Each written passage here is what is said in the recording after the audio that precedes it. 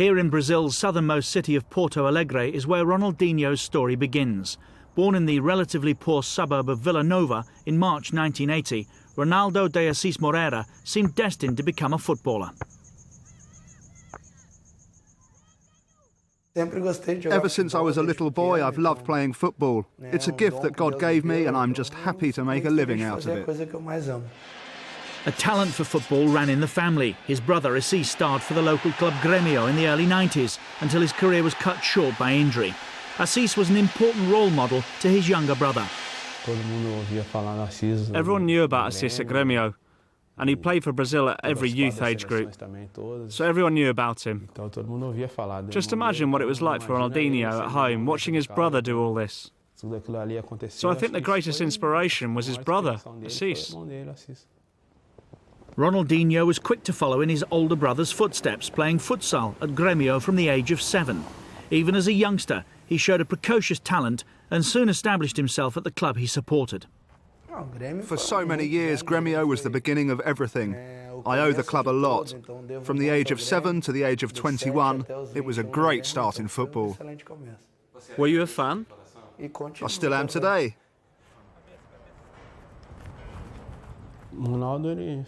What he does today, he was doing back then at the age of 12 or 13. Everyone at Grêmio and in the south of Brazil knew that Ronaldinho was going to be a great, great player. As well as his brother, the young Ronaldinho had another hero, Rivellino, one of Brazil's stars of the 70s. I'd always watch loads of videos of him, and I'd imagine myself being Rivellino. And then I wanted to be left-footed too, like Rivellino, and then Maradona. And my brother as well. Practically all my heroes were left-footed. Rivellino was, and still is, one of my biggest football heroes. For all the tricks and flicks he learned from watching his heroes, Ronaldinho was no stranger to hard work. If he could play after training had finished, then he would. We'd leave and go to Rijkaard, where I lived, and then play football again. His life has always been about football. Having won the Under-17 World Cup with Brazil in 1997, Ronaldinho returned to Grêmio ready for first-team action. The teenager was an instant hit with the fans. Despite his skinny frame, he adapted to the tough regional championship well and impressed the supporters with his eye for goal and an extraordinary touch.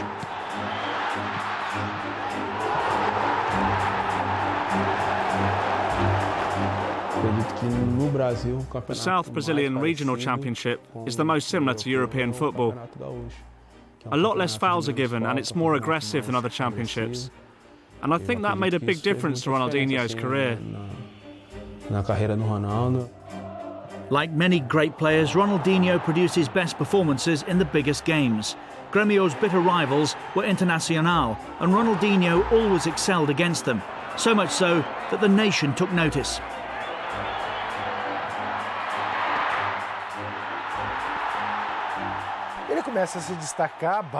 He first caught the eye in the Grêmio Internacional derby, in a regional final, when he famously dribbled past Dunga. And it seems, even to this day, Dunga hasn't forgiven him. And that's when everyone said, "My God, who is this kid?" What a confident kid to do that to the '94 World Cup winning captain. It wasn't long before Vanderlei Luxemburgo called him up to the Brazilian national squad. And to help him settle in, Ronaldinho was to share a room with the captain and former Grêmio teammate, Emerson. Generally, a young player's a little shy or afraid of speaking to anyone. And I think I helped him feel at home, especially as I was also from the south of Brazil and had played for the same club. He took to international football easily enough, though, and he looked every inch a Brazil player when he scored in 1999 against Venezuela in the Copa America.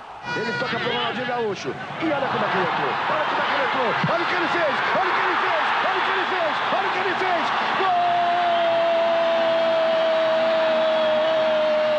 Gol! There was that moment against Venezuela when he came on as a substitute and scored that now famous goal.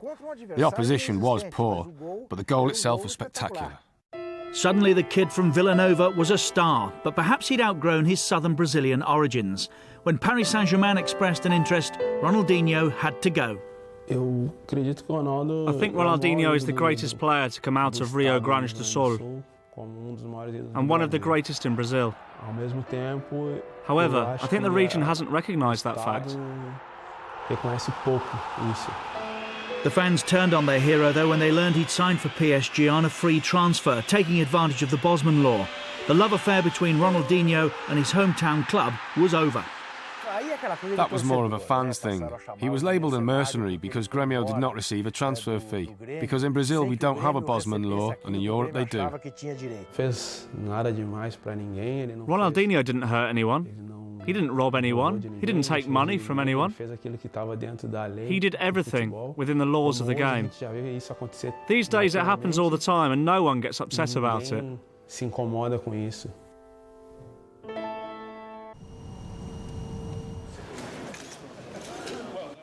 As the 4 times world champions travelled to the 2002 World Cup in Japan and Korea, the pressure wasn't as intense as it might have been. I think we left the country with little faith in us, especially from the point of view of the press, and also the fans. We hadn't done well in qualification, but we were always confident and were able to prove people wrong.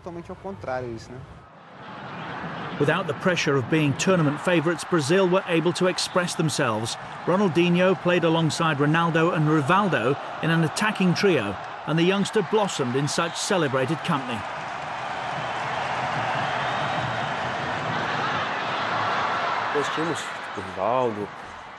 We had players like Rivaldo, Ronaldo and Cafu, and obviously other great players.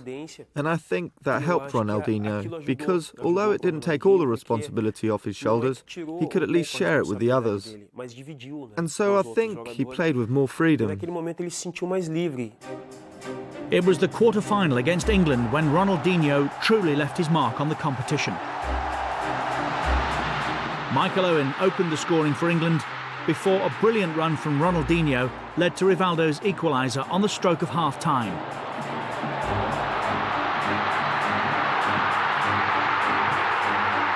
Then 5 minutes into the second half, a stroke of genius from the 22-year-old.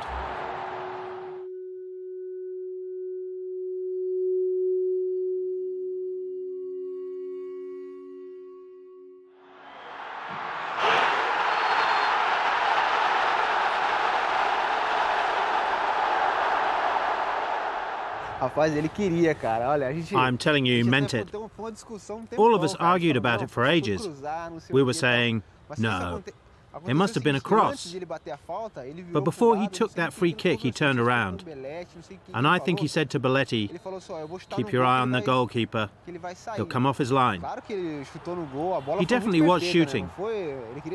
He couldn't have hit it so perfectly if he hadn't been. It was a delicate moment, and that's when Ronaldinho's star shone for us. That's why these guys are geniuses, capable of something special, and we're born to play football. And they had these fortunate moments too. I was fortunate enough to score that fantastic goal and help Brazil win the World Cup. Despite later getting sent off for a foul, Ronaldinho's goal had restored belief to a shaky Brazilian side. Admittedly, he was stupid getting sent off against England, but then he did score that ridiculous goal. And that was in a game where the whole country thought we'd lose, because we thought England were better than Brazil. Brazil never looked back. They overcame Turkey in the semi-finals, which meant they were to face Germany in the final. 2 goals from Ronaldo gave the Brazilians a 2-0 win and a record 5th World Cup. Ronaldinho was voted the tournament's best midfield player. The youngster from Porto Alegre had come a long way. Becoming a World Cup winner was a dream come true. As soon as I started playing football, I'd imagine myself in a Grêmio shirt and then in a Brazil one. And then I'd picture myself winning the World Cup with Brazil, so it really was a dream come true.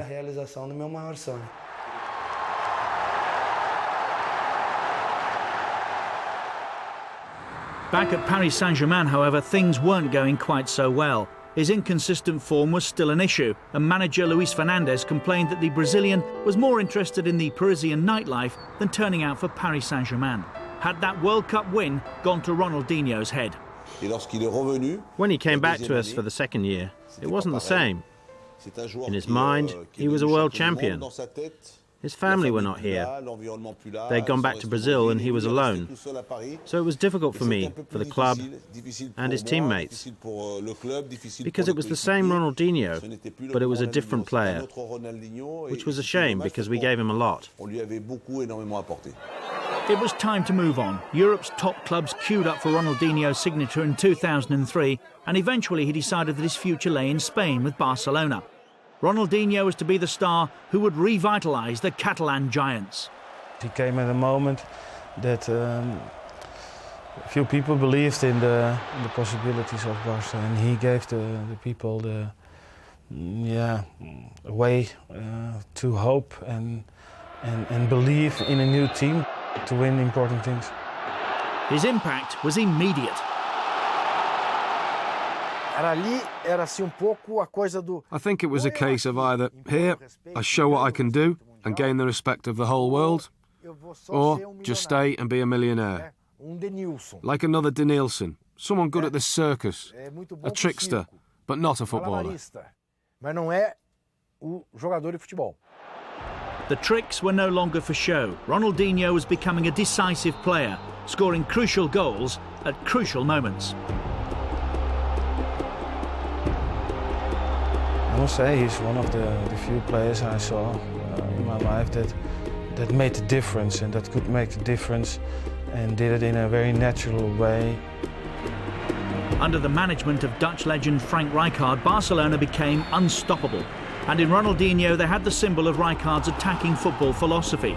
In just his second season, he helped Barca to their first league title in 6 years. It was the culmination of all my hard work. I managed to win virtually everything there is to win in football there. It's a period in my life that I'll never forget. What he combined was pace and technically very, very skillful. He was able to control the ball and at the same time leave 1 or 2 or 3 opponents behind and do wonderful things. It's difficult talking about myself, but I like to dribble with the ball to create chances. I always think of myself as a very creative player. I don't have to talk about the things he can do with a ball. He's got incredible vision. He picks out his pass before the ball has even reached him. I know very few players who can do that.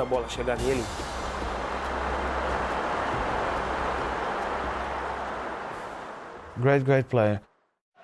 And if there was one match that encapsulated the genius of Ronaldinho, it came against Real Madrid in November 2005, when he destroyed Barcelona's bitter rivals at their own ground. A month later, naturally, it was Ronaldinho who won Europe's most prestigious individual award.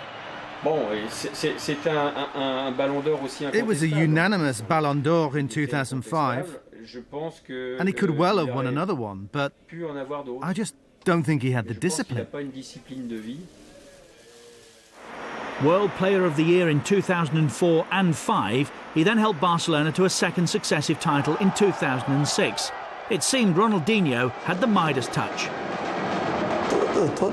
All the titles were great. The Primera Liga, the Cup, everything I won with Barcelona was significant to me. There was one trophy that Ronaldinho and Barcelona still craved, the Champions League.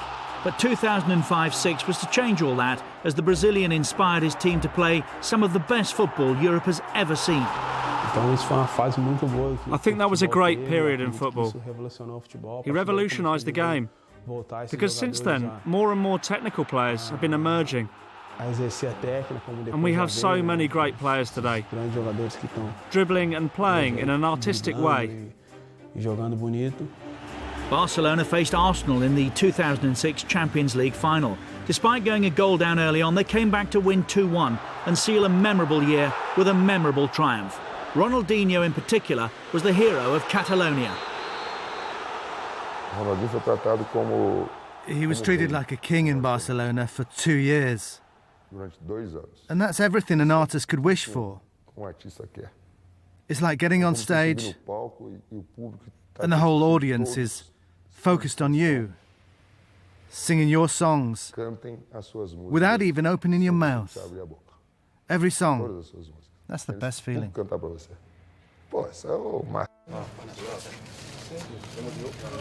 Back at Barcelona, Ronaldinho, the superstar footballer, suddenly appeared far less invincible, more human. Not for the first time in his career, his levels of desire and motivation were called into question. He was great in the first year, the second too. But in the third and fourth years, it was the same story as in Paris. Rijkaard couldn't get him to play. Frank Rijkaard had the same problem as I had in Paris with Ronaldinho. You can't always say it's my fault or Rijkaard's fault. Overall, I didn't have too many problems with Ronaldinho because he was a great guy, worked really well, and had a good relationship with his teammates. Only the last seasons, it was getting downwards, and yeah, he performed less.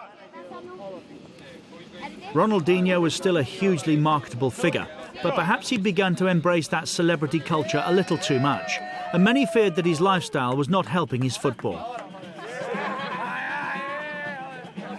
This is what I'm talking about when I say he's become like a pop star or a marketing tool.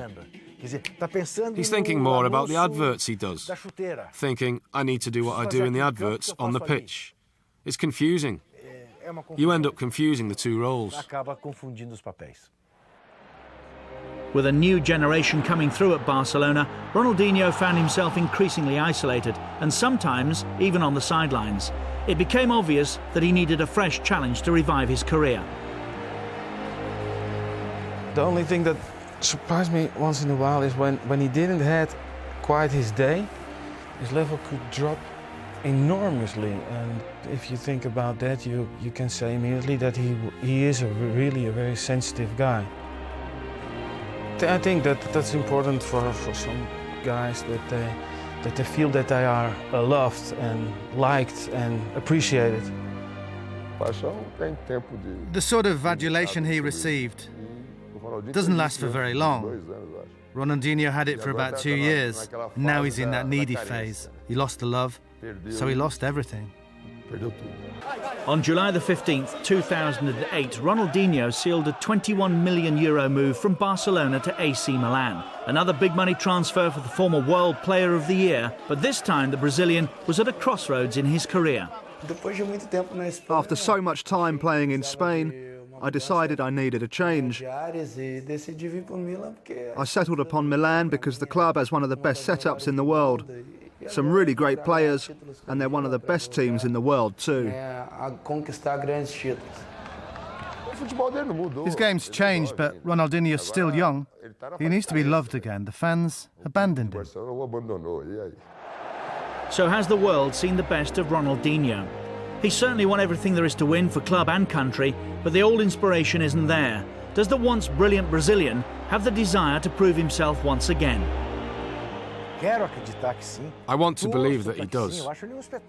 I'm praying he does, because he's a spectacular player. I love watching Ronaldinho play. But my big fear is he's become much more of a showman than a footballer. That's the passion that he's trying to evoke once more at Milan. It's been a promising start to his career in Italy, and who knows, Ronaldinho may be able to reach the top once again. We're already seeing the Ronaldinho that we're used to seeing. The Ronaldinho who does his dribbles or impossible tricks. And I do believe he'll get back to that level. His performances with Milan led to a recall to the Brazilian side too. Now a veteran of the national side, it's hoped his enthusiasm for the game can rub off on Brazil's latest generation of talented players. I think there are a few players out there who love playing football quite like he does. He enjoys it more than anyone. He wants to play again and again. The guy just loves football. It's this passion for the game combined with his extraordinary ability that makes every fan the world over hope to see him recapture that form of his Barcelona days.